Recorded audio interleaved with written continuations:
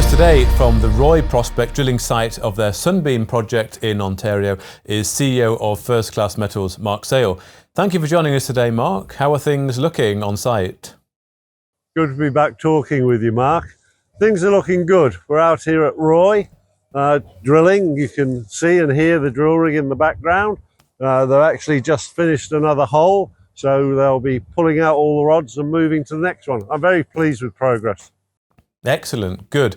You have, of course, just come direct from PDAC. Can you give us a sense of what the show was like and some of the conversations that you had? PDAC this year, I'm sure they're going to post a record attendance. For me, I've been going PDAC for over 20 years, and to be honest, this year was possibly the best I can remember as far as the buzz and the excitement of exploration prospects. Certainly we had a lot of people by our booth, very interested looking at the core and hearing how we were progressing our project, particularly Sunbeam, which of course here we are today. Absolutely. Well, at Sunbeam then, I understand that you're exploring around and beyond that 18.8 grams per tonne channel sample. Are you looking to see further mineralisation in a setting that perhaps continues to mirror the Hammond Reef? We are, I think we should just clarify, whilst we are on the Sunbeam property, we're actually drilling on the Roy prospect, and it's the 18.8 gram channel sample at Roy that we are seeking to expand. Yes, the initial holes were targeting in that area, but we then moved out to the north and to the south, and the hole that they've just finished behind me is north of the most northerly shaft, and then we will go another 50 meters north of that again. When we finish, we'll have a panel that's 250 meters long, which I think is a significant amount of strike, but let's not forget, it's strike 250 meters on a 10-kilometer structure. We've intersected in the drill holes the package of mineralisation, as I've mentioned.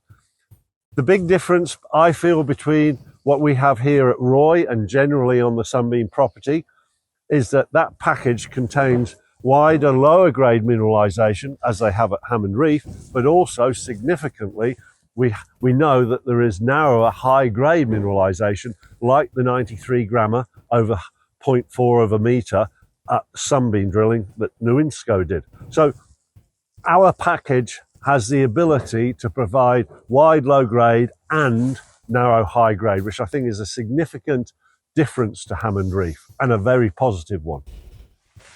Excellent. So what sort of potential is your work to date pointing towards at Roy? What sort of scale potential does that speak to? That's a sort of a how long is a piece of string type question, but I think the easiest way to try and put that into perspective is, as I said, we've drilled about 250 meters of strike. Every hole we've drilled so far has looked visually encouraging. I say visually, of course, we have to wait for the assays, but we've intersected what I call the package, and that is the sheared chloritic schist with quartz veining as well as quartz veins, and then the altered tonalite on each side with also quartz veining. And that package in places could be 7 or more meters.